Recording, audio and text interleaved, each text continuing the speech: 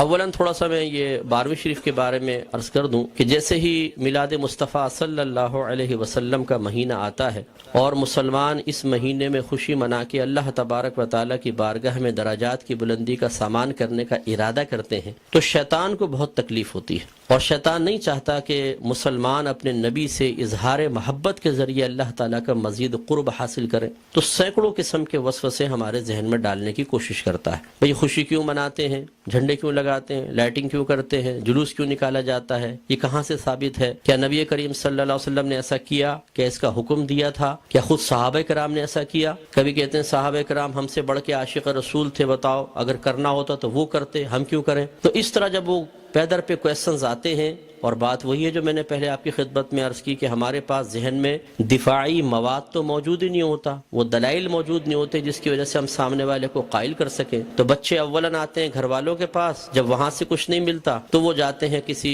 مسجد وغیرہ میں، بعض اوقات وہاں پہ بھی لفٹ نہیں کرائی جاتی۔ تو پھر آج کل علم حاصل کرنے کا سب سے پاورفل ذریعہ ہے سوشل میڈیا، پھر جا کے بیٹھ جاتے ہیں سوشل میڈیا پہ، اور وہاں پہ ہر طرح کا جاہل ترین آدمی بیٹھا ہوا ہے جس کو دین کی الف بے بھی نہیں آتی، اور معذرت کے ساتھ میں لفظ کہوں گا اس کو استنجا کرنا آتا نہیں ہے، اور وہ وہاں بیٹھا ہوا قرآن حدیث کے دلائل دے رہا ہے، اور پھر وہ الٹے سیدھے دلائل پڑھنے کے بعد تو اور انسان کا ذہن گڑبڑ ہو جاتا ہے۔ تو کچھ باتیں بس میں اس کے بارے میں عرض کر کے پھر اپنے بیان کی طرف آؤں گا۔ دیکھیں، میلاد مصطفیٰ صلی اللہ علیہ وسلم کی لغوی بحث کو چھوڑ کر ہم اس لفظ کو بولتے ہیں چند افعال و اعمال کے مجموعے پر کہ یہ میلاد مصطفیٰ منا رہے ہیں۔ مثلا اس میں کھانا کھلانا، سرکار کے فضائل بیان کرنا، نعت خوانی کی محافل ہیں، جھنڈے لگانا، لائٹنگ کرنا، جلوس نکالنا، ان تمام چیزوں کے مجموعے کا نام رکھ دیا جاتا ہے میلاد مصطفیٰ کہ یہ میلاد مصطفیٰ منا رہے ہیں۔ اور اگر دیکھا جائے تو اصل میں سرکار کی ولادت پاک کی خوشی ہم منا رہے ہوتے ہیں، اس کے لیے طریقہ اختیار کرتے ہیں، تو ان تمام کو کہہ دیتے ہیں جی میلاد کی محفل ہو رہی ہے، میلاد مصطفیٰ منا رہے ہیں۔ تو پہلی بات تو یہ کہ خوشی منانا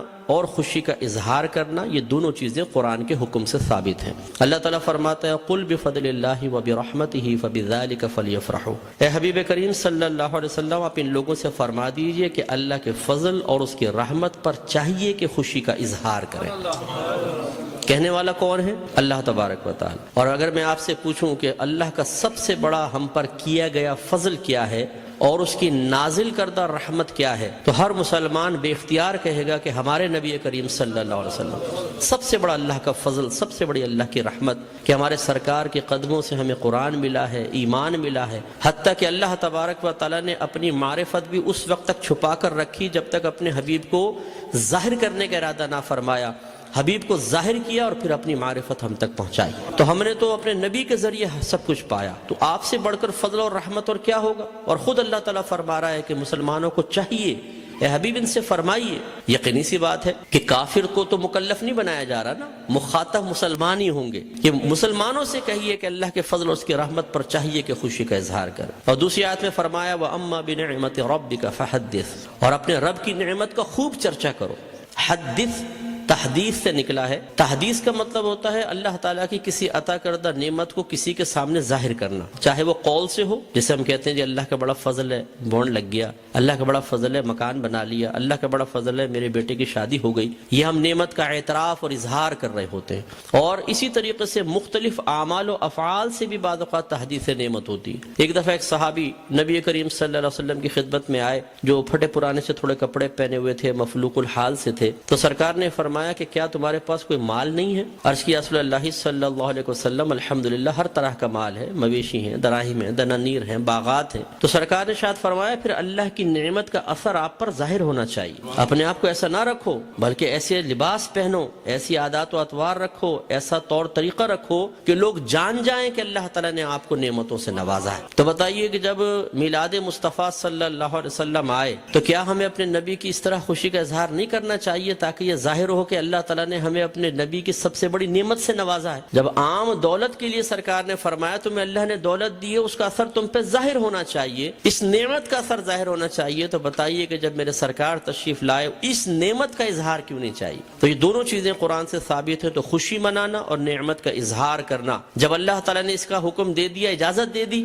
تو پھر ہر وہ طریقہ اختیار کرنا جائز ہوگا جس کو قرآن اور حدیث نے منع نہیں کیا ہے۔ یہ اچھی طرح اصول یاد رکھیے، کسی چیز چیز کے جائز قرار دینے کے لیے دلیل نہیں چاہیے ہوتی، کسی چیز کو ناجائز قرار دینے کے لیے دلیل درکار ہے۔ مثال کے طور پر میں آپ سب سے پوچھتا ہوں، جو آپ نے ٹوپیاں پہن رکھی ہیں جائز ہے کہ ناجائز بتائیں؟ بولیں، لائیں، ثابت کریں قرآن و حدیث، حضرت ثابت کریں کہ ایسی ہری پٹی نیچے اور اوپر سفید ہو، قرآن حدیث سے ثابت کریں۔ کر سکتے ہیں آپ؟ تو آپ کہیں گے بھی قرآن و حدیث سے اگر میں ثابت نہیں کر سکتا تم یہ بتاؤ کہ یہ جائز ہے ناجائز؟ اگر کہتے ہو ناجائز تم ثابت کر دو، میں نہیں پہنوں گا۔ اس طرح آپ نے چشمے پہنے ہوئے ہیں، آپ اس وقت رات کے تقریباً 9:30 بجے یہاں بیٹھ کر بیان سن رہے ہیں، لائٹنگ ہوئی ہے، یہ پکی چھت کے نیچے آپ بیٹھے ہوئے ہیں، میں مائک پہ بیان کر رہا ہوں، آپ اس کو سن رہے ہیں اسپیکر کے ذریعے، تو کیا یہ سب قرآن و حدیث سے ثابت ہے؟ یقینی سی بات ہے کہ نہیں۔ لیکن کیا یہ منع ہے؟ جب منع نہیں ہے تو پھر جائز ہے، یہ پہلا اصول یاد رکھیے گا۔ تو اگر کوئی آپ سے کہتا ہے کہ میلاد مصطفیٰ جائز ہے، آپ کہیں بالکل جائز ہے، وہ کہے قرآن و حدیث سے ثابت کرو، آپ کہیں کہ چلو میں بعد میں بولتا ہوں، پہلے تم یہ بتاؤ کہ ناجائز ہے کہ یس، تو تم ثابت کرو۔ کوئی ایک آیت لا کر ایسی بتائیں، کوئی حدیث جس میں اللہ یا رسول نے فرمایا ہو کہ میلاد مصطفیٰ نہ مناؤ، اور جب اللہ تعالیٰ اس کے رسول منع نہ کر رہے ہوں تو پھر آپ اور میں کون ہوتے ہیں منع کرنے والے؟ بعض کہتے ہیں کہ جی سرکار نے ایسا نہیں کیا، صحابہ کرام نے نہیں کیا، نہ اس کا حکم دیا۔ یاد رکھیں یہ بھی کوئی قاعدہ ضابطہ نہیں ہے کہ اللہ کے نبی حکم دیں تو ہم کریں، حکم نہ ہو تو نہیں کر سکتے۔ صحابہ کرام کریں تو ہم کر سکتے ہیں، صحابہ کرام حکم دیں تو ہم کر سکتے ہیں، ورنہ نہیں کر سکتے۔ یہ کوئی ضابطہ قاعدہ نہیں ہے۔ اصل چیز وہی ہے جو میں نے آپ کو بتائی کہ اگر اللہ تعالیٰ اس کے رسول نے منع کیا ہے تو منع ہوگا، اور اگر منع نہیں کیا تو بالکل جائز ہوگا۔ اب میں اس کی آپ کو تھوڑی سی مثالیں بتاتا ہوں۔ دیکھیں آپ کی مسجدوں پہ گنبد اور مینار بنتے نہیں بنتے؟ آپ پوچھیں، کویسچن کریں، ہر مکتب فکر کی عبادت گاہ کے اوپر گنبد اور مینار ہے، کیا اللہ کے نبی نے اس کا حکم دیا تھا؟ صحابہ کرام نے حکم دیا؟ یا اللہ کے نبی نے بنائے یا صحابہ نے بنائے؟ نہیں، یہ بہت بعد کی ایجادات اور ہر مسجد کے اوپر ہیں۔ یہ کیسے بدعت اور ناجائز کیوں نہیں ہو جاتے؟ قرآن پاک پہ زبر زیر پیش سرکار کے دور میں نہیں تھا، نہ صحابہ کے دور میں، بہت بعد میں لگے ہیں۔ 6 کلمے سرکار کے دور میں باقاعدہ اس طرح مرتب شدہ نہیں تھے، یہ بعد میں ہے۔ ایمان مفصل، ایمان مجمل پہلے نہیں تھی، یہ بعد میں ہے۔ اور اگر سرکار کے ہی دور کو لے لیں، سرکار نے قرآن کو مجتمع نہیں کیا تھا، صدیق اکبر کے دور میں ہوا ہے۔ سرکار کے دور میں، صدیق اکبر کے دور میں تراویح 20 رکعت ایک امام کے پیچھے نہیں ہوتی تھی، عمر فاروق رضی اللہ تعالیٰ عنہ نے کی ہے۔ اور ان پہلے 3 ادوار میں جمعے کی صرف ایک اذان ہوتی تھی جو اذان ثانی کہلاتی ہے۔ پہلی اذان حضرت عثمان غنی رضی اللہ تعالیٰ عنہ نے ایجاد فرمائی ہے۔ یہ ایک بازار تھا، وہاں پر ایک مقام زورہ تھا، جب مدینے میں وسعت پیدا ہوئی، اذان ہوتی تھی، دور تک آواز نہ پہنچ پاتی تھی، لوگوں تک اعلان نہ پہنچ پاتا تو آنے میں دیر ہو جاتی تھی، تو پھر آپ نے فرمایا کہ ہم ایک اذان اور شروع کریں گے جو اصل اذان سے، جو دوسری اذان ہے اس سے آدھے پونے گھنٹے پہلے بازار کے پاس ہوگی، تاکہ لوگ ہوشیار ہو جائیں اور جمعے کی تیاری کر سکیں۔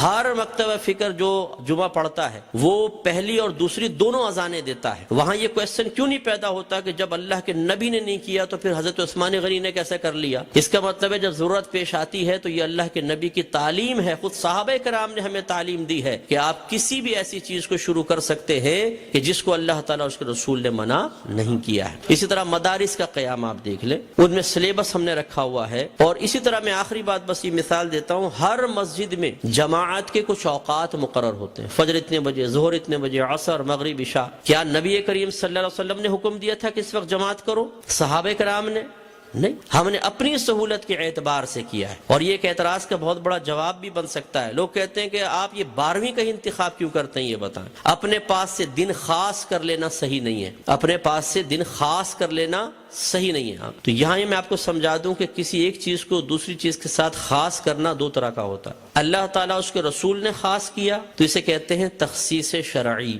یعنی خاص کرنا شریعت کی طرف سے۔ اور اگر اللہ تعالیٰ اس کے رسول نے نہیں کیا، آپ اور میں کر لیں، جیسے ہم بچے کی سالگرہ کے لیے ڈیٹ کرتے ہیں، فکس کرتے ہیں، اس طرح بچی کی شادی کے لیے ڈیٹ ہم آپس میں مشورہ کر کے فکس کرتے ہیں، کوئی تقریب کرنی ہوتی ہے اس کے لیے، اسی طرح دارالعلوموں کے اندر سال شروع کرنا آخر کے لیے، اسی طریقے سے مسجدوں میں جماعت کے اوقات۔ یہ جو ہم اپنے پاس سے ایک چیز کو دوسری کے ساتھ خاص کرتے ہیں، اس کو کہتے ہیں تخصیص عرفی۔ تو تخصیص عرفی کو تخصیص شرعی بنانا غلط ہے کہ مثال کے طور پہ اگر ہم 12ویں کو 12ویں تاریخ میں کر رہے ہیں تو ہم کہیں کہ اسی تاریخ میں ہوگی، اس کے علاوہ نہیں ہوگی، یہ غلط ضرور ہوگا۔ لیکن ایک چیز کو دوسری چیز کے ساتھ خاص کر دینا اگر لازم اور ضروری سمجھ کر نہ ہو اور پھر بھی ناجائز ہو تو جتنی میں نے آپ کو مثالیں دی ہیں، بتائیے پھر بیٹی کی شادی فکس کرنا بھی ناجائز ہونا چاہیے؟ یہ کوئی دنیاوی معاملہ نہیں ہے, نکاح تو سنت ہے. سرکار نے فرمایا نکاح من سنتی فمن راغب عن سنتی فلیس منی, نکاح میری سنت سے ہے, جو میری سنت سے بے رغبت ہوا وہ مجھ سے نہیں. تو اب جب بچی کی شادی کی باری آئے اور دولہا والے پوچھے جی کون سی تاریخ رکھنی ہے, تو کہ خبردار تاریخ فکس کرنا منع ہے. تو شادی ہوگی کب؟ بس ہو جائے گی بغیر فکس کیے, کر کے بتائیں پھر ذرا. تو یہ مطلب ایک بے وقوفی کی سی بات ہے. تو اس لیے جماعت کے اوقات مخصوص کر دینا اور اس سے 1 منٹ بھی آگے پیچھے نہ ہونا. امام صاحب اگر 4 منٹ بھی لیٹ ہو جاتے ہیں تو لوگ یوں ٹائم دیکھتے ہیں, امام کہاں گیا, اور پھر جو شور مچتا ہے پوری مسجد کے اندر, کچھ امتحان ہے. خود جماعت میں لیٹ پہنچے کوئی بات نہیں, امام صاحب 1 منٹ بھی لیٹ نہیں ہونے چاہیے, بالکل وقت کے اوپر جمعہ شروع ہونا چاہیے, وقت پہ جماعت. تو جو ہم نے اپنے پاس سے خاص کیا اس میں کتنی سختی کر رہے ہیں, ہر مکتبہ فکر کرتا ہے. تو خلاصہ کلام یہ ہے کہ اللہ کے نبی کے جب یہ میلاد کا موسم آتا ہے, اس قسم کے بہت سارے وساوس ہماری طرف متوجہ ہوتے ہیں. اصول بس یہی ہے کہ اللہ کے رسول نے اگر حکم نہیں بھی دیا, کر کے نہیں بھی دکھایا, لیکن منع بھی نہیں کیا, تو ہمارے لیے بالکل اس کے کرنے کی شرعی طور پر اجازت ہے. اگر حکم کا انتظار کریں تو پھر ہر چیز کے اندر غلام کو حکم کا انتظار کرنا چاہیے, اور جب آپ حکم ڈھونڈنے کی کوشش کریں گے تو کاروبار زندگی رک جائیں گے. ہزارہ چیزیں ایسی ہیں جن میں سرکار کے احکام موجود نہیں ہیں. تو بس اصول شرعی ہوتا ہے کہ جہاں سرکار کا حکم موجود نہ ہو, خاموشی اختیار فرمائی ہو, منع نہ کیا ہو, یہ اس کے جائز ہونے کی دلیل ہوتا ہے. تو میلاد مصطفیٰ منائیے. الحمدللہ جنہوں نے یہ کیا ہے انہوں نے فیض پایا ہے. ابو لہب جیسا شخص آپ جانتے ہیں کافر تھا, سرکار کا چچا تھا, کافر شخص تھا اور بدترین کافر, دشمن اسلام. لیکن جب اس کی لونڈی ثویبہ نے آ کے خوشخبری دی کہ مبارک ابو لہب تیرے ہاں بھتیجا پیدا ہوا ہے, اس نے ہمارے نبی کی خوشی میں آزاد نہیں کیا تھا, اپنے بھتیجے کی خوشی میں کیا تھا, لیکن وہ بھتیجا تھا تو اللہ کا نبی. تو اللہ تبارک و تعالی نے اس کو اس برکت سے نوازا کہ جب اس کا انتقال ہوا اور یہ جہنم میں گیا ہے, اس کے خاندان والوں میں سے کسی نے اس کو خواب میں دیکھا تو پوچھا کہ ما فعل اللہ بکا, اللہ تبارک و تعالی نے تیرے ساتھ کیا معاملہ کیا؟ تو اس نے جواب دیا کہ بہت سخت عذاب میں ہوں, لیکن جب میں اس انگلی کو اپنے منہ میں لیتا ہوں کہ جس سے میں نے اپنی لونڈی کو آزاد کیا تھا, تو اللہ تبارک و تعالی اس سے پانی جاری فرما دیتا ہے. تو شیخ عبدالحق محدث دہلوی رحمۃ اللہ علیہ فرماتے ہیں لوگوں غور کرو, ایک دشمن تو ہمارے نبی کی خوشی منا کر جہنم میں راحت پائے, تو پھر ہم اگر اپنے حبیب کا میلاد منائیں, ان کی خوشی منائیں, تو کتنی راحت پائیں گے. اور جب میرے سرکار صلی اللہ علیہ وسلم پیدا ہوئے تو خوشی تو اللہ نے بھی اس کا اظہار فرمایا, خوشی کا اظہار فرمایا, انعامات دیے, مبارکبادیں ہوئیں. آپ تاریخ اٹھا کے پڑھیں, جب میرے آقا صلی اللہ علیہ وسلم کی ولادت ہوئی, ہر پرندے اور ہر جانور نے ایک دوسرے کو مبارکباد دی ہے کہ ہمارے نبی پیدا ہو گئے. فرشتے ایک دوسرے کو مبارکباد دے رہے تھے, حدیثوں کے اندر موجود ہے, فرشتے مبارکباد دے رہے تھے. اور اس زمانے میں جتنی حاملہ عورتیں تھیں اللہ تبارک و تعالی نے سب کو بیٹوں سے نوازا. اور وہ قحط سالی کا دور تھا, لیکن جب میرے آقا صلی اللہ علیہ وسلم پیدا ہوئے تو عرب کہتے ہیں کہ اتنی فصلیں ہوئیں, اتنا چارہ ہوا, اور ہمارے اونٹ چارہ کھا کھا کے اتنے موٹے ہو گئے کہ ہمیں خوف ہوا کہ شاید یہ چربی کی شدت سے پٹ پڑیں گے, اتنا اللہ نے نعمتوں سے نوازا ہے. تو خلاصہ کلام یہ ہے کہ میرے آقا صلی اللہ علیہ وسلم کی میلاد مصطفیٰ منانا یہ بہت بڑی سعادت کی بات ہے. وسوسوں سے قطع نظر خوشی کے ساتھ میلاد مصطفیٰ منائیں, انشاءاللہ برکت حاصل ہوگی.